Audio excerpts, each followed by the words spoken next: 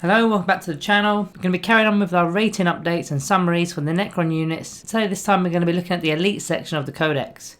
If you missed out on the HQ updates, check that one out after the video. Some really interesting changes with our ratings due to the meta and just more experience with 9th edition as it goes on. A lot of the reviews we did were done around October time, where there were no other 9th edition codex releases, so the meta has changed. So we're going to update some of the ratings and also check out some of the bullet point summaries of the good and the bad points about each unit. Okay, starting off with everybody's favourite mantelpiece ornament, the Canoptek Reanimator. Was given half a star out of 5 back in November. So let's try to start off with the good. It has since had a point decrease, not quite enough for my liking, but still a step in the right direction from GW. It was 110 points, it's now 80 points. Its Nano Scarab Beam is one of two ways in the codex to get a +1 to your reanimation roll, the other one being the Orb of Eternity relic. You do also have the option to switch out the target with the beam with the prioritization stratagem for 2 CP, which is a little bit like Auspex Scan for Marines in the sense that it doesn't have to actually be used for it to be effective. Your opponent may not focus fire on one warrior unit, knowing that you've got this stratagem up your sleeve to switch the target. As for the bad, it's got no invuln save, it's got no quantum shielding, it's only toughness 5, so it's not likely to stay on the field very long. It's pretty tall, so hiding it isn't that straightforward either. It's got no real damage output.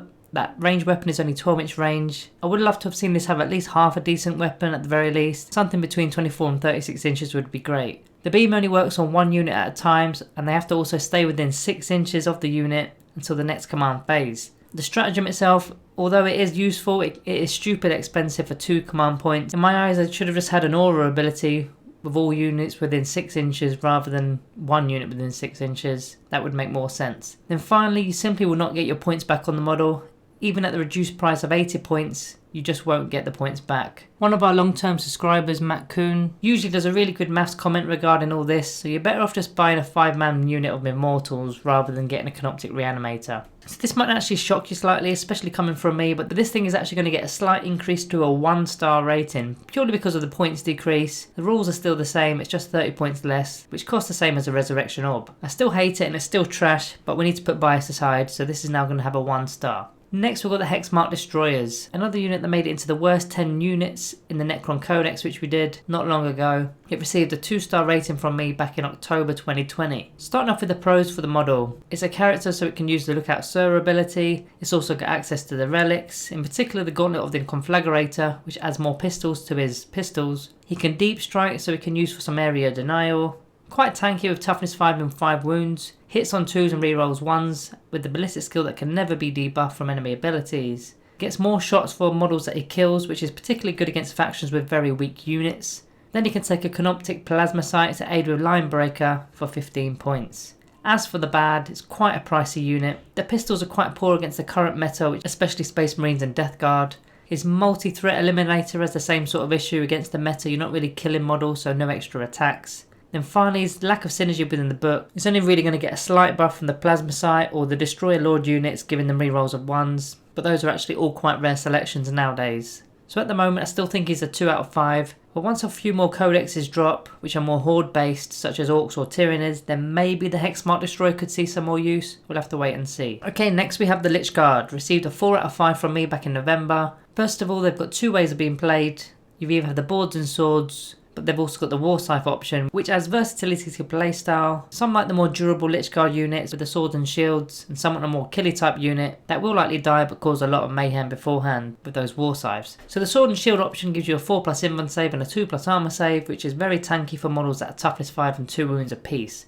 They've got Guardian protocols, which is also quite great, especially with a noble alongside them. So it's going to block snipers and whatnot. So even a Necron Lord could work well with these using the Veil of Darkness relic. They're a core unit, so they're going to synergize well with all your overlords. There's all sorts of other stratagems in the book that are going to help too. Then they're an infantry, so they can make use of terrain quite effectively. Not only that, they synergize with Cryptex too. In particular, the Chronomancer, giving a 5+ invuln save and rerolls to their charge rolls. So this means you can kit them out with the Strength 7 War Scythes, get a Chronomancer to give them the 5+ invuln save, and it can even carry that Veil of Darkness relic to get them up the board on turn 1. Finally, they have reanimation protocols, which is okay with them. It doesn't work as effectively as it does with warriors, as they're only 1 wound models, But 2 wound Lychguard. If you do take heavy casualties, you should see a couple stand up at least. Which if you think about it, these guys are 28 points a man, whereas a warrior is 13 points a man, so it's more than double. As for the bad, you've got to flip reverse what we just said. Reanimation protocols isn't as good with them as it is with other units in the book. The unit itself can get quite pricey, especially if you're taking a 10-man squad. They are quite slow, so need a method of getting in, whether it's a Veil of Darkness alongside a character or a Night Scythe, but some sort of tax will have to be paid. The sword and shield variants, although they are durable, they don't have a massive damage output. Now we did a big maths video on the best Necron melee units. I'd advise you go see that one as it has some pretty accurate maths on how well these guys do in all sorts of different categories. So they did have a 4 out of 5, I still think they are a 4 out of 5. For me they're a bit more of a bottom end of a 4. But still a very solid unit. Okay, Deathmarks next to the bat. We're giving a 3.5 star review from me. A lot of people have been down in them of late. So the good points about these, they're a toughness 5 model, which is quite helpful. They hit on 2s, which is also very helpful. They're an infantry unit, so like Lychguard, they can gain use of cover. Also being a core unit, so easy synergy with things like Lords, Overlords, and all the stratagems and whatnot. They can deep strike, but in this current edition with their weapon upgrade they don't really need to anymore because that range is pretty good nowadays. They've got the ability to ignore the lookout sir rule, which means a 10-man unit of these firing at a character with a 3+ armor save puts them on a 5+ armor save, and you can get between 3 and 4 damage, and that's before considering any 6s that auto wound. So these things in a single turn can almost remove an apothecary off the table in turn 1. Maybe they'll even actually remove it if they score a few 6s to wound. On average you should get 1 mortal wound anyway. They've got reanimation protocols and they're only 1 wound each, so they come back fairly easily. They've also got their own stratagem which allows them to shoot when deep striking units appear on the board.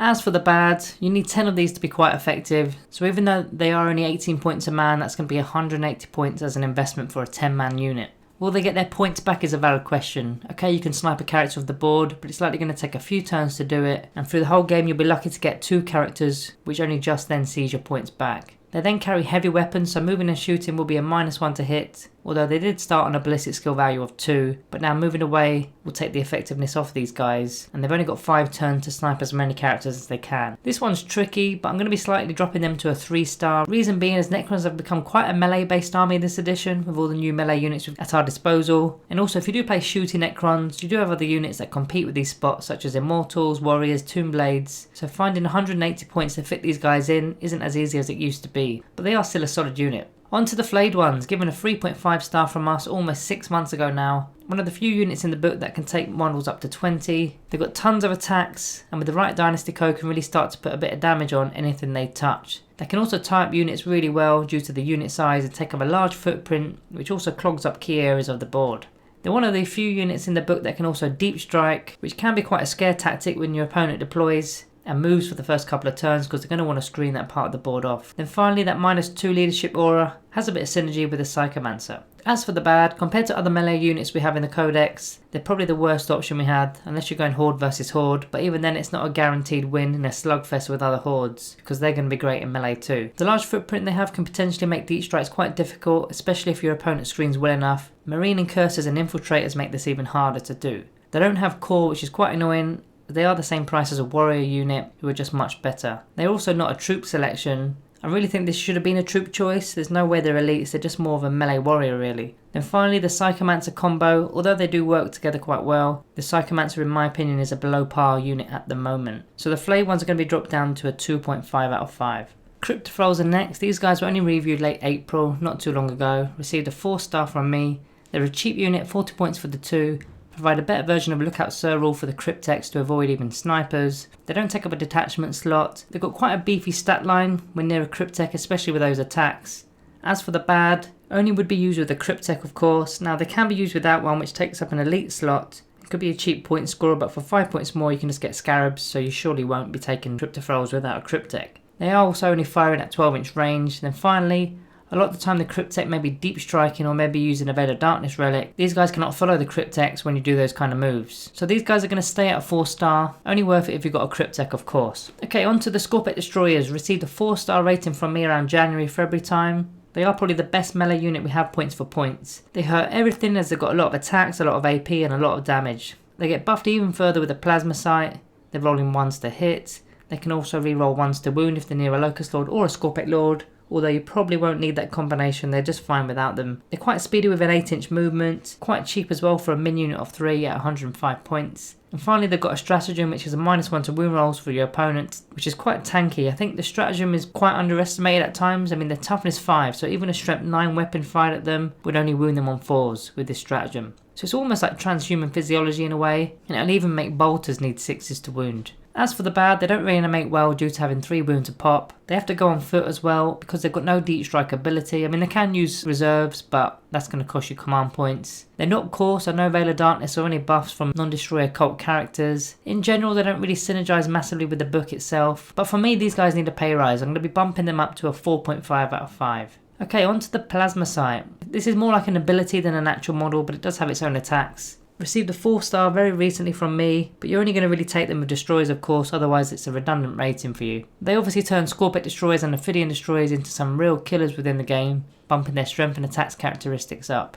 They can deep strike in, which pairs quite reasonably well with the Ophidian Destroyers in particular. They can't also be targeted if they're nearby a destroyer cult unit either, and don't take up an elite slot. If they did, it will instantly be a 0 out of 5 rating. They're only just 15 points too, so as for the negatives, they die as soon as the destroyer cult unit does. As a standalone model, they've got virtually 0 damage output, and when using their special ability, there is the risk of rolling 1s to killing your own destroyer models each turn. So they're still going to float around at a 4-star. Their rating isn't really relevant as they're just going to be a piece of side kit for your destroyers. Moving on, we've got the Triarch Stalker. Another model I really love, was given a 4-star around the start of the year. Kind of feels like this model struggles sometimes to get into lists as it's a really crowded area of the codex. When I make a list, sometimes I think, okay, I want a Triarch Stalker today in my list, and then by the time I finish the list, I've probably removed him. Let me know if you do that kind of thing too. So it's sort of our version of a Dreadnought, 12 wounds with living metal and quantum shield, and is very tanky. He's got the option of 3 weapons to go with his forelimbs. His targeting relay is the main party piece for the rerolls of 1 army-wide on a single target. Now as for the bad, that targeting relay almost forces you to need the twin heavy Gauss cannons or the particle shredder to almost make certain that you're going to hit. The heat rate is 24 inches but has the potential of missing with 2 shots, unless of course you're using the flamer side of that heat ray.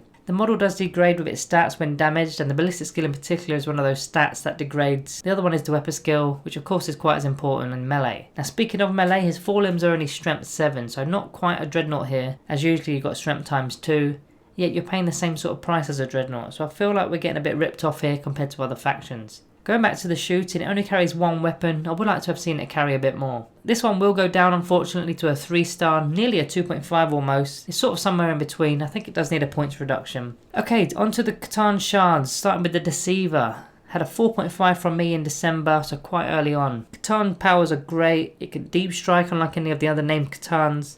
It's got Grand Illusion, which is why you bring this guy to try and manipulate deployment. So it either gets 3 units into reserves for free, regardless of their power level, or you can just move them and reset them up in the deployment zone. Not only is this saving tons of CP, putting them into reserves, but it's also added a lot of flexibility to deployment. You're giving things like warriors an alternative way of getting up the board without having to actually pay for it. Or like I said, you're just redeploying units, which is going to completely mess up your opponent's counter deployment, or make them just castle up, thinking that they're ready for any type of approach. But the thing is, they weren't ready. It wasn't in their script, but it was in yours. So advantage Necrons. It's got a 4+ invuln and can only lose 3 wounds per phase, which means you can go gung-ho with it and let loose with its powers and its golden fists that hit on 2s with 6 attacks. He's a -1 to hit with his redirection ability. Then lastly, a couple of stratagems that work well with him to get more C'tan powers and whatnot. As for the bad, very pricey at 350 points. We're talking Lord of War territory here. So you do have to worry if you actually make your points back in the game. It's definitely not a sure thing. There's no Lookout Sir, which kind of sucks. There's no warlord traits or relics that can be put on him either, even though he's a character.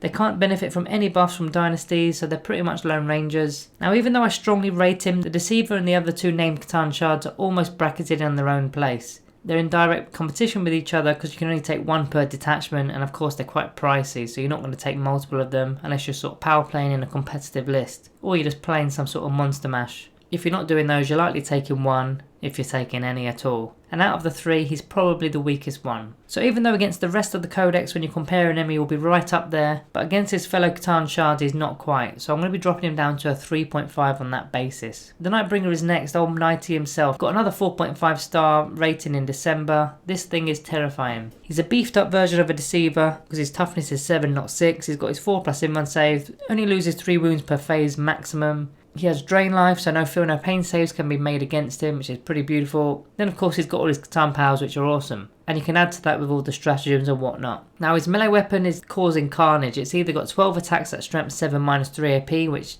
devastates hordes or even normal infantry, or you can take 7 attacks with strength 14 minus 4 AP with d6 damage apiece, with no invuln saves allowed. Pair this with the Drain Life ability for no feel no pain saves is pretty frightening. That minus 4 AP is putting even Terminators on a 6+ armor save, and it's just wrecking stuff. As for the bad, 370 points is a big chunk of change. Again, it's not a sure thing that you're going to get a points return. There is only 5 turns after all. If he gets into combat on say turn 2 or turn 3 and gets stuck with a horde of cultists for example, it's going to take 1 or 2 turns to clear them out. Then it still needs to move to another target to finish it, all before turn 5. So in some games it's going to wreak havoc, and others it will just get tied up. The C'tan powers are the strongest way to get your points back. Like the Deceiver, it's got no Lookout Sir, it's got no Warlord trait options, it's got no relics, can't benefit from any dynasties again. But I'm going to keep this one up there at a 4.5.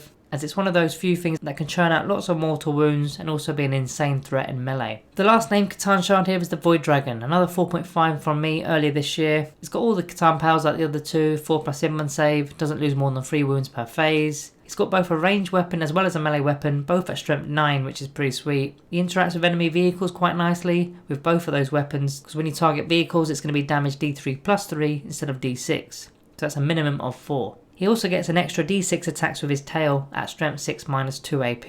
Another interaction with vehicles is when he destroys one, and on 2+ he recovers a lost wound. Then finally, he's got a better armor save than the others of a 3+. As for the bad, quite similar to the other two shards really, no Warlord trait, no Lookout Sir, no relics, very costly at 350 points, so no guarantee of getting your points back, no dynasty buffs. Again, I'm going to leave this one at 4.5. There has been changes to one of the secondaries, which slightly affects this C'tan shard, which is Bring It Down, which is a secondary objective, as you give up points less now for losing vehicles and monsters in the game since the January FAQ, so players are more likely than before to field vehicles in particular, which is a prime target for a Void Dragon. Next is a more generic C'tan shard, which is a Transcendent C'tan shard, which got a 2.5 from me only a few weeks ago. This is the cheapest C'tan shard you can take. It's got the Fractured Personality ability, which is a piece of each of the named C'tan shards. You select one of those abilities from a table, or 2 at random. Like the others, it's got a 4+ invuln save and only losing 3 wounds per phase. And it's also got a reasonable damage output in melee. Not the best, but it's reasonable. Really though, it's all about those C'tan powers. As for the bad,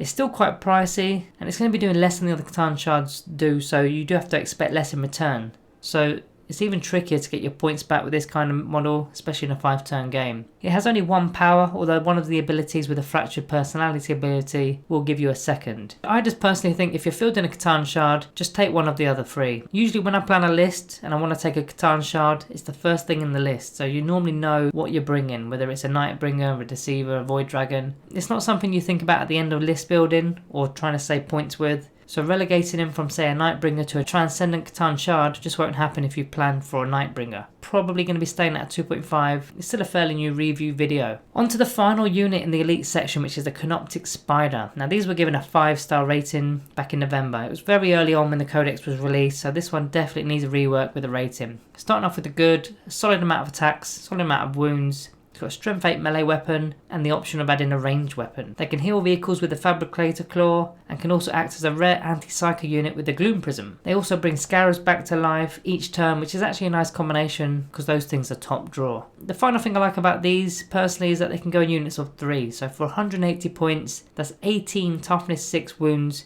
with 15 strength 8 melee attacks. And if you're getting a Technomancer in there as well to buff them, even better. As for the bad, there's no invuln save. They don't reanimate well, although I have managed to reanimate a single spider once, which is a victory within itself. They're relatively slow at 6 inches and don't deep strike or any of that jazz, so will likely be more of a counter charge unit, so there's no real versatility to their playstyle with them. The rating does need to drop slightly. I love them, but they're not really an auto include anymore, let alone a 5-star. I think these need to be more of a 3.5 star rather than a 5-star. Close to a 4, but I'm going to go with a 3.5. So that's the elite options all summed up and updated. If you agree or disagree, put it down below, let's have some dialogue. Drop a like to help push the channel and sub if you are new and found all this helpful. Thank you all for watching, and I'll see you in the next one.